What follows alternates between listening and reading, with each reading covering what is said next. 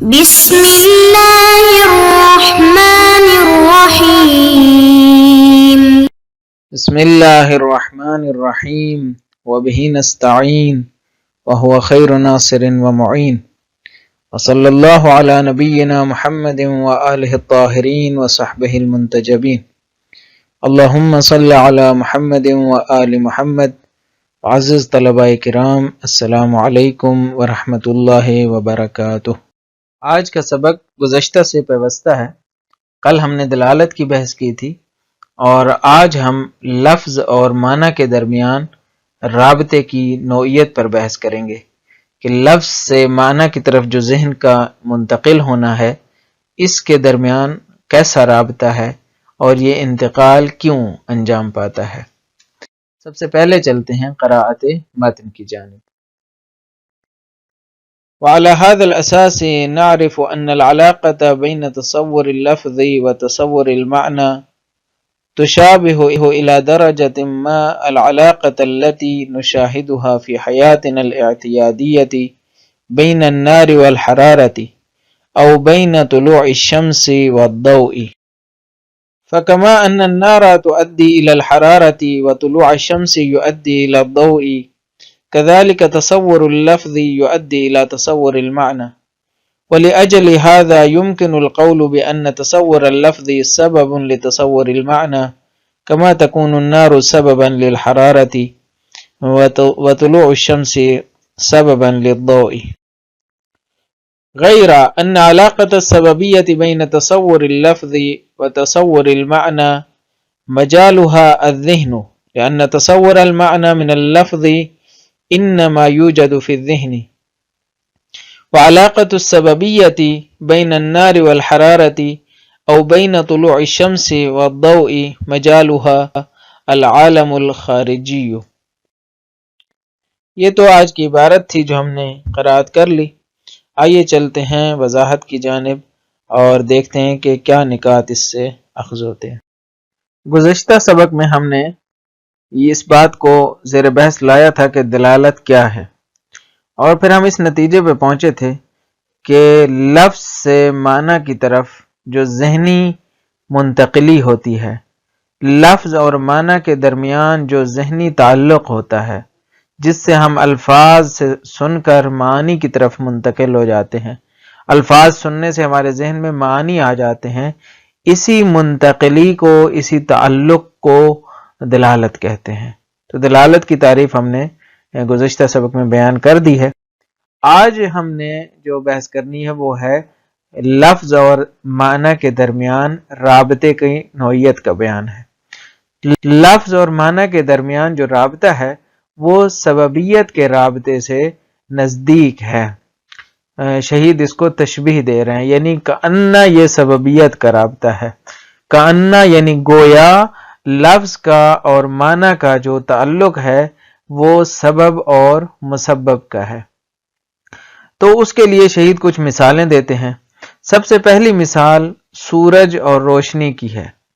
آپ جب یہ کسی بھی لفظ کو، آپ کسی بھی متن کو جب پڑھ رہے ہوتے ہیں، اس میں لکھا ہوتا ہے کہ سورج کی کرنیں زمین پر نچھاور ہونے لگیں، تو آپ کے ذہن میں کیا آتا ہے؟ آپ کے ذہن میں یہ آتا ہے کہ سورج آ گیا ہے، تو اس کا مطلب ہے کہ افق روشن ہو گیا ہے، تاریکی شب ختم ہو چکی ہے۔ سورج کا لفظ سنتے ہی آپ کے ذہن میں جو تصور آتا ہے وہ دن کی روشنی کا تصور آتا ہے۔ یہ کیوں آیا؟ اس لیے کہ سورج اور روشنی کے درمیان جو رابطہ ہے نا، یہ سبب اور مسبب کا ہے۔ آپ کو پتہ ہے کہ سورج سبب بنتا ہے، اور کس کا سبب بنتا ہے؟ روشنی کا سبب بنتا ہے۔ جس طرح سے سورج کا غروب ہونا سبب بنتا ہے تاریکی کا، تو سورج سبب بنتا ہے روشنی کا۔ تو یہ رابطہ کیا ہوا؟ پس سورج اور روشنی کے درمیان سبب اور مسبب کا رابطہ ہے۔ دوسری مثال آگ اور حرارت کی ہے۔ مثلا ابھی سردیاں ہیں تو ہمارے سامنے انگیٹھی جل رہی ہے۔ ابھی آگ ہمارے سامنے ہے تو ہمارے درمیان ہمیں فوراً جو ہے وہ آگ سے حرارت سمجھ میں آتی ہے، اس لیے کہ ہمیں مثلا سردی لگ رہی ہے تو ہم آگ کیوں جلاتے ہیں؟ اس لیے کہ ہمیں حرارت کی ضرورت ہے، ہمیں گرمی کی ضرورت ہے.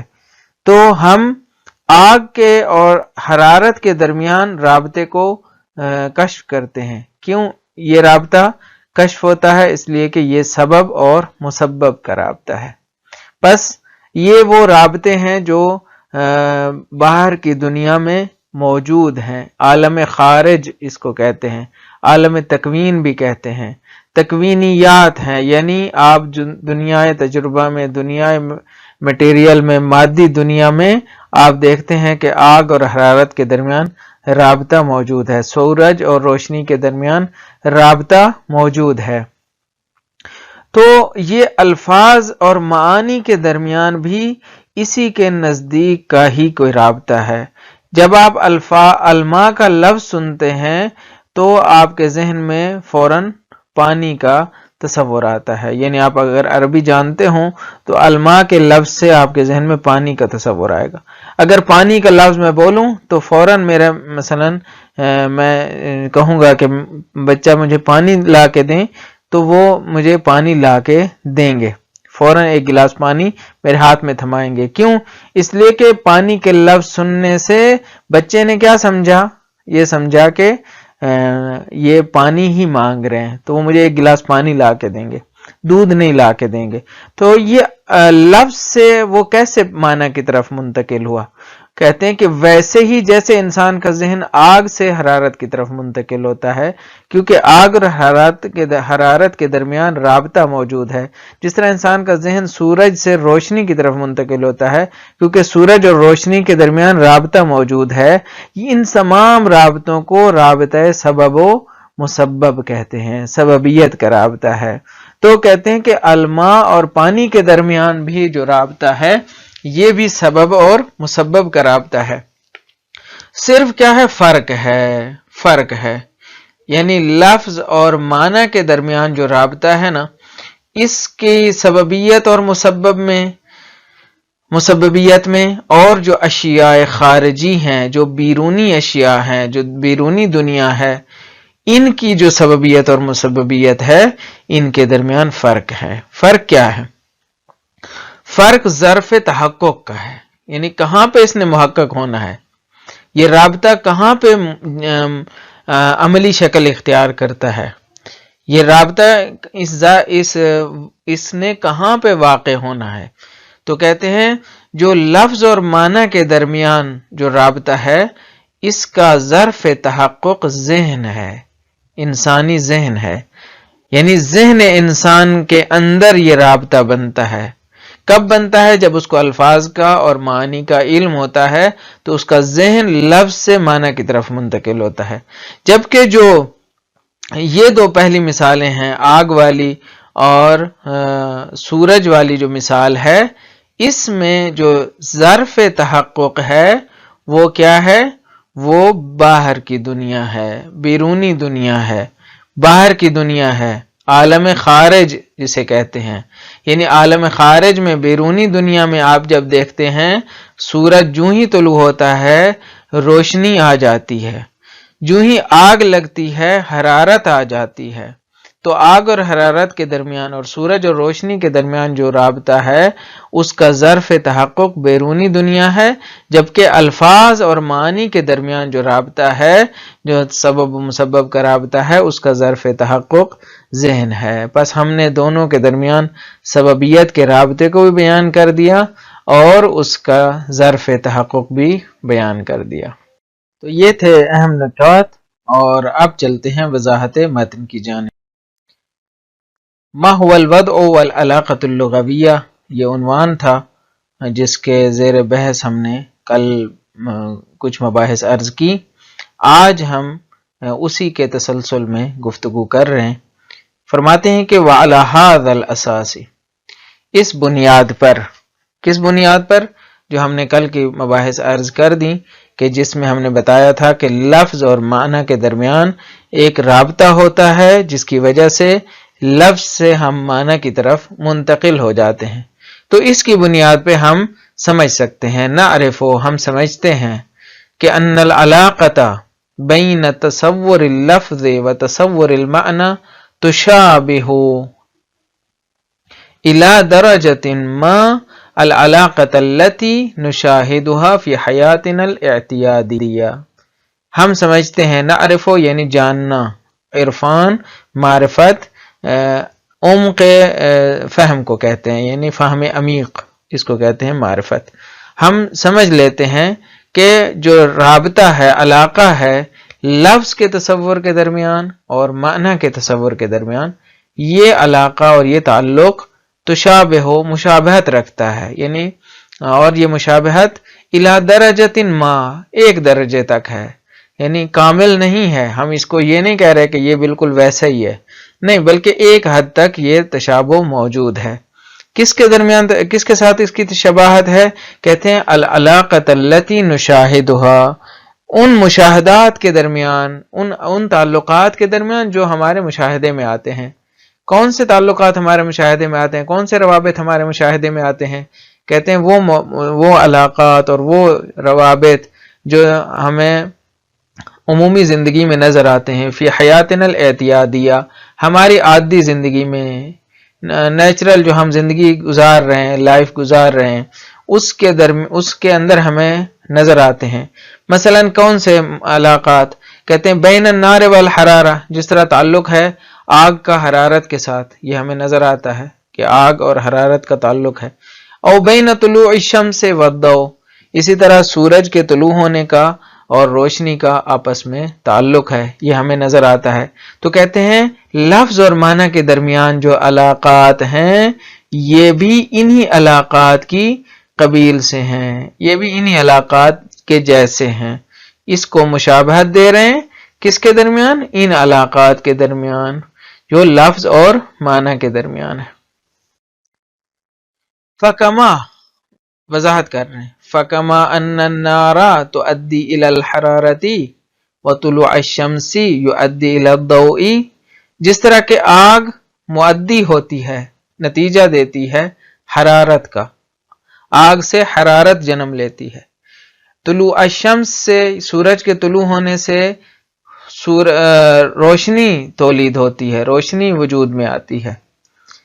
کذالک، اسی طرح جس طرح یہ دونوں وجود میں آتے ہیں، اسی طرح تصور اللفظ، کذالک تصور اللفظ یؤدی الی تصور المعنی، اسی طرح لفظ کا تصور بھی نتیجہ دیتا ہے معنی کے تصور کا. آپ کے ذہن میں جب لفظ آتا ہے تو آپ اس سے منتقل ہو جاتے ہیں معنی کی طرف. جب میں کسی کو کہتا ہوں کہ وہ میرے لیے پانی لائے تو وہ کیا کرتا ہے؟ وہ خود پانی لے آتا ہے. کیوں؟ اس لیے کہ لفظ سے فوراً منتقل ہوا معنی کی طرف. وَلِأَجْلِ هَذَا، اسی وجہ سے يُمْكِنُ الْقَوْلُ، ممکن ہے کہ یوں کہا جائے بِأَنَّ تَصَوُّرَ اللَّفْظِ سَبَبٌ لِتَصَوُّرِ الْمَعْنَى، کہ لفظ کا تصور سبب بنتا ہے معنی کے تصور کا. کما تکون النار سببا للحرارہ، جس طرح آگ سبب بنتی ہے حرارت کی. وطلوع الشمس سببا للضوء، تکونوں کے النار کے اوپر عطف ہے، تکونوں کا اسم بنے گا. تکون النار سببا للحرارت وتکون طلوع الشمس سببا للضوء، اور طلوع شمس سبب بنے گا کس کا؟ بنتا ہے روشنی کا، سبب بنتا ہے روشنی کا. پس جس طرح یہ سببیت رکھتے ہیں اسی طرح الفاظ بھی سببیت رکھتے ہیں معنی کے لیے. اب آتے ہیں فرق کی جانب، لیکن فرق ہے غیرہ، سوائے اس کے، غیرہ یعنی سوائے اس کے، کہ ان علاقۃ السببیت بین تصور اللفظ و تصور المعنی مجالها الذہن. ہاں یہ ذہن میں رکھیں کہ سببیت جو لفظ اور معنی کے تصور کے درمیان ہے اس کا میدان، اس کا ظرف تحقق کہاں ہے؟ ذہن ہے، عالم ذہن ہے، ذہنی کیفیت ہے. آپ کے الفاظ اور معانی کے اندر جو تعلق ہے وہ ذہن کے اندر بنتا ہے. ذہن سے یہ ساری ذہن کا کھیل ہے جو الفاظ اور معانی کے درمیان تعلق کو ایجاد کرتا ہے. مثلا لطیفہ بنا ہوا ہے کہ کوئی شخص گیا تھا یہاں سے حج پہ اور وہاں اس کی لڑائی ہو گئی عرب سے، تو کہتے ہیں کہ یہ اپنی زبان میں مثلا پنجابی میں گالیاں دینے لگ گیا، تو وہ عربی میں گالیاں دینے لگ گیا. پھر یہاں پہ جب آیا واپس تو وہ کہتا ہے کہ یہ جو ہے نا یہ تو بڑے نیک لوگ ہیں جی. کہتا ہے کیسے؟ کہتا ہے کہ میں نے ان کو گالیاں دی اور وہ پھر بھی قرآن پڑھ رہا تھا. یعنی کیا مطلب؟ کیونکہ وہ عربی میں گالی دے رہا تھا اور اس کو سمجھ میں نہیں آ رہی تھی، تو کیا ہوا کہ یہ رابطہ نہیں بن سکا. جو لفظ اور معنی کے درمیان رابطہ ہے وہ اس کا چونکہ عالم ذہن ہے، عالم تحقق ذہن ہے، ذہن سے باہر کچھ بھی نہیں ہے، تو اس کے لیے ذہنی پیش فرض کا ہونا ضروری ہے، ذہنی آگاہی کا ہونا ضروری ہے، ورنہ رابطہ قائم نہیں ہوتا. جبکہ جو مسببات خارج میں موجود ہیں ان میں ایسا ضروری نہیں ہوتا. لأن تصور المعنى من اللفظ انما يوجد في الذهن، کیونکہ معنی کا جو لفظ سے تصور ہے وہ صرف اور صرف ذہن میں موجود ہوتا ہے، ذہن سے باہر کچھ بھی نہیں ہے، تو اسی لیے اس میں منتقلی ہمیشگی نہیں ہے. لیکن وعلاقۃ السببیۃ بین النار والحرارۃ او بین طلوع الشمس والضوء مجالها العالم الخارجی، لیکن جو رابطہ ہے نا آگ اور حرارت کا، اس کا ظرف تحقق باہر ہے. چاہے ذہن آپ کو پتہ چلے، آپ مثلا متوجہ ہوں یا نہ ہوں، باہر نظر آ رہا ہے آپ کو کہ یہ آگ ہے تو حرارت بھی ہے، تو فوراً آپ سمجھ سکتے ہیں. اسی طرح جو ہی طلوع شمس ہوتا ہے، سورج طلوع ہوتا ہے تو روشنی آ جاتی ہے، جس کی بھی آنکھیں سالم ہیں وہ اسے دیکھ رہا ہے. کوئی اس میں ضرورت نہیں ہے کہ ذہنی جو وہ عمل ہے اس کی کوئی ضرورت نہیں ہے. لیکن لفظ اور معنی کا جو تصور ہے اس میں فقط ذہنی کھیل ہوتا ہے، اس لیے وہ منتقلی ہمیشہ نہیں ہوتی ہے. بس یہ فرق ہو گیا، لیکن رابطہ بہرحال سبب اور مسبب کا ہے، لیکن یہ وہ رابطہ تکوینی ہے، جبکہ الفاظ اور معانی کا جو رابطہ ہے وہ اعتباری ہے. سبق کا خلاصہ یہ ہوا کہ لفظ اور معنی کے درمیان سببیت کا رابطہ ہے. لفظ سبب بنتا ہے کہ ہمارا ذہن معنی کی طرف منتقل ہو جائے. سببیت دو طرح سے ہوتی ہے، تکوینی ہوتی ہے جو بیرونی دنیا میں ہے، جس طرح سورج اور روشنی کی سببیت ہے، یہ تکوینی ہے. دوسری سببیت اعتباری ہوتی ہے، یعنی الفاظ اور معنی کے درمیان ذہنی تعلق قائم ہوتا ہے. الفاظ اور معنی کے درمیان ذہنی تعلق قائم ہوتا ہے، اور اسی وجہ سے یہ سبب اور مسبب کا درجہ اختیار کر جاتے ہیں. تو بس آج ہم نے لفظ اور معنی کے درمیان سببیت کے رابطے کو بیان کیا. امید ہے یہ سبق بھی آپ کے لیے مفید واقع ہوا ہوگا. اجازت دیجیے، اللہ تعالیٰ آپ کا حامی ناصر ہو. السلام علیکم ورحمۃ اللہ وبرکاتہ.